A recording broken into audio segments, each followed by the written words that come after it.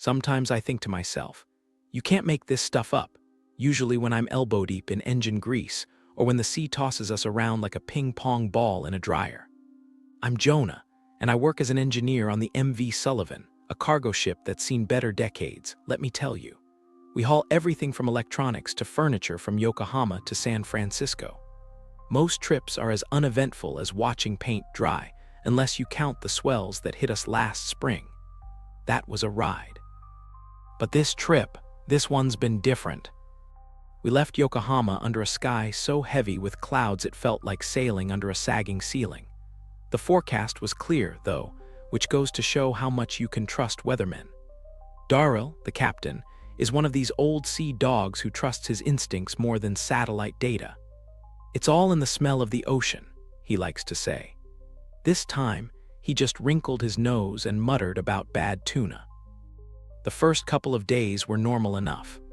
I ran diagnostics, fixed a pump, and tried not to throttle Keith, our cook, who thinks edible is a relative term. The real weirdness started on day 3. It was subtle, like that feeling you get when you think someone watching you, but you look up and there's nothing, just your mind playing tricks. It started with the air. In the belly of the ship, you expect a certain bouquet. You've got oil, salt, metal, a manly potpourri. But on the morning of day 3, there was something new mixed in. Sweet, almost. Rotten sweet. I mentioned it to Mick, my fellow grease monkey, but he just shrugged and said, probably Keith trying a new dessert. Then there were the sounds. Cargo ships are noisy. Groans and creaks are your lullabies, but these were different. Taps. 3 quick taps like knuckles on steel. I heard it first in the engine room. I checked the pressure levels and gauges, nothing amiss. I heard it again by the crew quarters. When I told Darrell, he just chuckled and said the old girl was talking. Ships don't talk, not like that. By day 5, I noticed we were all getting jumpy. It's one thing to ignore a smell or dismiss a sound when you're the only one noticing it, but even Keith was on edge, and that man's usual state is unflappable, crossed with barely awake. He cornered me after lunch, his eyes wider than I'd ever seen them. "Did you feel that?" he asked, glancing around like the potatoes might overhear. "Feel what, Keith?" I was thinking maybe another round of swells, but he shook his head. "No, like the floor shifted, not a tilt, like a wave, like we stepped into a hole that wasn't there a second ago." His description made little sense, but I nodded, not wanting to make a fuss. Later that same day, when I was alone in my cabin, I felt it. A sinking sensation, like stepping into an elevator that's descending too fast. It lasted maybe 2 seconds, but it left me cold. I checked outside, half expecting to see the ocean swirling into a giant drain. Nothing but calm waters and a dusky sky. Darrell called a quiet meeting that night in his cabin. The air was thick, everyone trying not to voice the full scale of their worries. Darrell, leaning over his cluttered desk, maps fluttering slightly in the breeze from a creaky fan, finally broke the silence. "It's not just you all feeling it, it's the ship too." He had this look on his face, like a captain reconsidering the course set on a starless night. "We're going off route," he announced. "There's an atoll about 40 miles south. We'll anchor there, do a full check, hull, cargo, everything." I went to bed with the map etched in my mind, that tiny speck of land in the vast Pacific. Sleep didn't come easy, the ship felt too alive, and the taps had morphed into palpable dread. I was staring at the ceiling when I heard it, a screech, metal on metal, from somewhere deep in the hull. A sound no wave or wind could produce. As I lay there, the screech yielding to an oppressive silence, one thought echoed in my head. What did Darrell mean when he said, "It's the ship too"? The oppressive silence that followed the screech was deafening in its intensity. The ship seemed to groan under its own weight, the steel walls contracting as if gasping for breath. I couldn't shake Darrell's words from my mind. It's the ship too. As the stillness stretched, the shadows in my cabin seemed to flicker and pull, even without the touch of any light. I reminded myself it was just my fear-soaked brain crafting horrors where there were none, but I wasn't convinced. Rising to shaky feet, I felt my pulse quicken. It's the ship too. It rattled inside my head like a warning bell. There was a cold, logic-taking root in my brain, the kind that worms its way in when the world stops making sense. I needed to see the ship, truly see it, not through the dim glow of routine paths and work-tired eyes, but through the sharp lens of fear. My hands fumbled for the flashlight I'd last thrown on my bunk. I grabbed it and threw ope. And the cabin door, half expecting the corridor to have changed, morphed into something grotesque. But there it was, the same old hallway, the peeling gray paint, the overhead lights flickering in that irritating, almost rhythmic pattern. The usual. But now, each flicker felt like the ship was blinking slowly, like a fatigued behemoth disturbed from slumber. Cautiously, I made my way towards the engine room. It was the heart of the ship. If anything was wrong, if anything was also, the ship, as Darrell's cryptic warning suggested, it would be manifest there. As I walked, the usual clinks and clatters of a freight hauler at sea began to twist into whispers. Not words, but the high-pitched keening of metal under strain. Was the ship always this vocal? By the time I reached the engine room, my hands were slick with sweat, making it hard to keep a grip on the flashlight. I pushed the heavy door open. It groaned a protest, or maybe a warning. Inside, the massive engines throbbed with power, pistons churning, steam hissing, a beast's innards alive and pulsing. I'd seen it 1,000 times, yet tonight, the room had a pulse that seemed too organic, too insistent. My light caught something or someone standing near the far end of the engine room. My heart lurched. "Hello?" My voice echoed strangely, devoured by the din.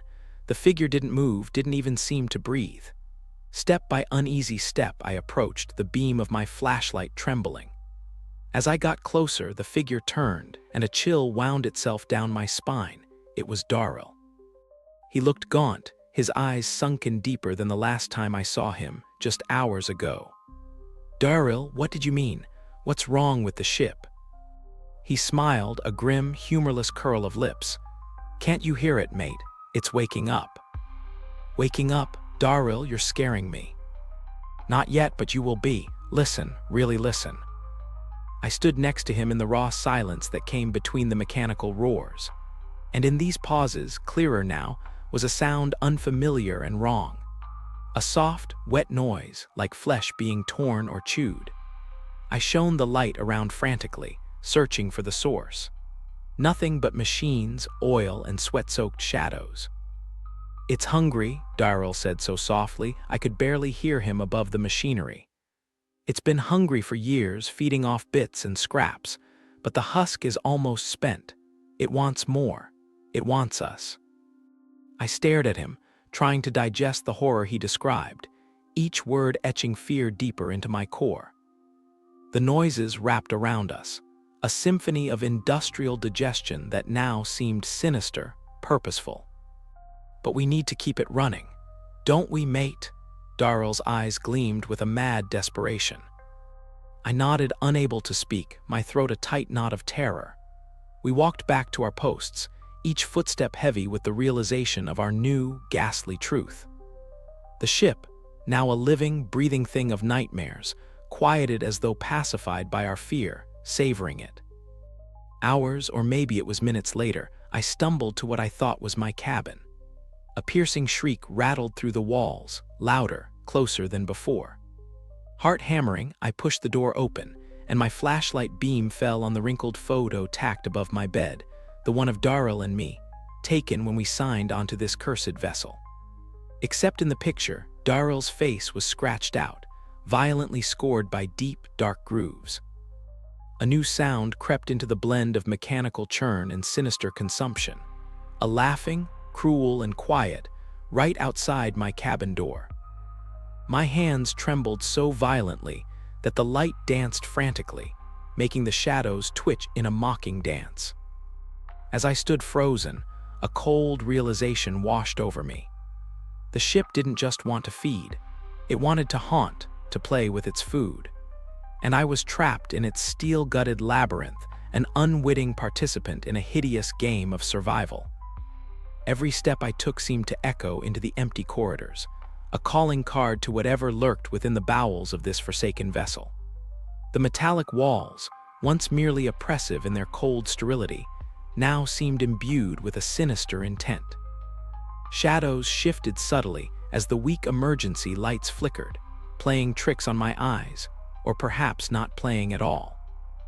The air grew colder, the sort of cold that seeps into your bones, making each joint ache as if the very marrow was freezing. My breath formed ghostly clouds in the air, and I wondered absently if the ship was breathing too, its exhalations manifesting as this unnatural chill. Occasional groans and creaks of the settling ship punctuated the silence, a soundscape for my harried thoughts. Trying to maintain a semblance of rational thought, I reminded myself that ships make noise, especially old, rusting hulks like this one. But deeper fears, primal and raw, gnawed at that small comfort. I paused at a junction, the corridors branching into deeper darkness. Each path looked as foreboding as the next. Choosing left, more out of a lack of true choice than any discernible difference, I pressed onward. The beam from my flashlight, a thin and trembling circle of light, seemed as scared as I was, its halo stuttering across the peeling paint of locked doors and barred hatches. Suddenly, a soft scuttling echoed from the shadows. Instinctively, my light whipped towards the sound, illuminating nothing but the emptiness. Logic said it was just rats, perhaps the stray wildlife that boards ships at port. But that explanation settled uneasily in my stomach, which churned with apprehension. The corridor ended abruptly, a sealed door with a window, its glass frosted with age and grime. Curiosity overcame fear momentarily as I wiped a clear circle with my sleeve. Peering through, I gasped audibly.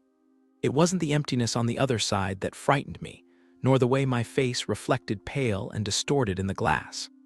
It was the small, childlike handprint on the other side, a fresh smear against the grime. I backed away quickly, nearly tripping over my own feet. How could a child be on board? We were a crew of weary sailors, far from the innocent laughter of children. Yet there it was, undeniable, a mark of presence so utterly out of place. Retracing my steps, I fought to keep panic at bay. This ship, with its endless corridors that seemed to loop and stretch beyond physical confines, was playing tricks on me. Or was there something else here, something that didn't belong? As I rounded a corner, I froze. Ahead, the corridor stretched, longer than before, or maybe it was my mind betraying me. But halfway down the path, a figure stood, or seemed to stand. The light from my flashlight was too weak, creating instead a silhouette blurred and indistinct, swaying slightly. "Hello," my voice cracked in the heavy air, each syllable feeling like a betrayal of my fear. There was no answer, only the soft creak of the ship as if shrugging in indifference. The figure, shadowy and unresponsive, simply stood there. Was this another trick of my frightened mind, or something far worse, a resident of this cursed vessel? Choosing discretion over valor, I turned back, only to find the passage behind me veering off in an unnatural angle, unrecognizable from moments before. Panic clawed at my throat, each breath a struggle as the realization dawned on me. The ship was changing, reshaping itself around me, a maze designed to confuse, to confound. A soft, sibilant whisper brushed against my ear, unintelligible and chilling. Whipping around, flashlight flaring, I found only emptiness. My heart hammered against my ribcage, a drumbeat of primal fear. Pushing forward, I forced myself to keep moving, feet dragging against the steel floor. Each step echoed, a grim drum roll to an unseen climax. Something awful was playing out, I was sure of it, and I was the unwitting star of this horrific show. Navigating through the continuously altering labyrinth, I stumbled upon a room, the door oddly ajar. Inside, shadows danced over what looked like an old radio setup. Approaching hesitantly, static filled the air, a crackling that seemed almost eager. As I reached out to adjust the dials, hoping for some human voice, the static crescendoed into a cacophony, then abruptly stopped, replaced by a faint, almost laugh-like sigh. Heart in my throat, I spun around. The doorway was gone, replaced by a solid wall. Trapped with nowhere to run, the room felt suddenly smaller, the shadows darker, the air thicker. I was not alone. The room knew it, the ship knew it, and deep down, a part of me had known it all along. As despair began to settle like a second skin, a new sound broke the silence. A slow, deliberate tapping from the other side of the room, drawing nearer. The tapping echoed, slow, deliberate, like a clock's pendulum swung by unseen hands. Each tap was a heartbeat, a countdown that dried the saliva in my mouth and set my pulse racing. I forced myself to breathe, to move, to think. The blackness seemed to seep closer from the corners of the room, tightening around me like a noose. There was nowhere to go, but the primal part of my brain refused to accept it, urging me to find an exit that no longer existed. I moved cautiously toward the opposite corner, away from the sound. My foot caught on something, my own discarded shoe, and I stumbled, crashing into the old dresser that groaned under my weight as if complaining to the shadows. I pressed myself against it, the worn wood rough against my palms, the drawers whispering secrets in creaks and sighs. The tapping continued its inexorable march towards me. With each tap, a flicker of something passed in the periphery of my vision, forms twisted and stretched out like creatures rising from a pit. Each time I turned to catch them, there was nothing but the afterimages dancing on my retinas. Panic like I'd never known flooded me. It filled my lungs, squeezed my heart, clouded my mind. I needed a plan, a weapon, anything. My hand brushed against an old scalp massager, its metal fingers cold and unwelcoming. Ridiculous, but it was something. Clutching it, I felt a foolish wave of bravery, or was it desperation? As the tapping neared, I could almost sense its source. Not just a presence, but a being asterisk, a consciousness that exuded malice and delight in equal measure. A shiver raced down my spine as it dawned on me that the sound didn't echo. It was not one but many, multiplying as they cornered me. How could I have thought it was one? "Who are you?" My voice cracked as I spoke, the words slicing through the tapping like a rock through a window. Silence answered, thick and heavy, before the tapping resumed louder, faster, as if provoked by my audacity to question. I squeezed the scalp massager tighter, my knuckles white, my breath ragged. The air grew colder, the room dimmer. A shape began to coalesce in the darkness directly ahead, a darker void within the shadows, a swirling mass that sucked the light from the room. I stumbled back, tripping over another forgotten relic of my earlier complacency. The ground came up hard, knocking the wind out of me. From my now prone position, I watched as the shape took on a more discernible form. An outline human-like but wrong, too elongated, too jagged, like distorted shadows thrown by a fire. "Stay back," I warned. The massager held out like a talisman. It felt as effective as brandishing a feather against a storm. The figure halted, or seemed to, its outline quivering as if laughing at my plight. Then, slowly, dreadfully, it extended what could have been an arm. At its end, something glinted faintly. No, not something, nails long, filed to points, catching what little light remained. Muscles frozen, breath shallow, I was sure it would strike. But instead, it began to tap the hard wooden floor with those terrible nails, the same tapping that had tormented me before. Tap, tap, tap. Each stroke was precise, a meticulous terror. "Why are you doing this?" I managed to wheeze out, each word a struggle against the squeeze of fear. No answer came, only a change in the rhythm of the taps. A pattern, a rhythm that seemed familiar, heartbreakingly so. It was the cadence of the lullaby my mother used to hum when storms raged outside our old house, twisted into a grotesque mockery. As realization dawned, a sob broke from me. This horror knew me, knew my memories. It was drawing from my mind, feasting on my fears. Trapped and alone, I understood then that my own thoughts had betrayed me, giving shape to the darkness. The figure drew nearer, the tapping grew louder, and as it approached, A new sound began to weave through the nightmare, a whisper, but so clear, so close it might have been breathed against my ear. "You knew," it said, each word a chilling caress. "You always knew." Gasping for breath, pinned by fear, the shadows seemed to close in, the darkness pressing against my eyelids. As I surrendered to the encroaching black, one last thought echoed in my mind. You always knew.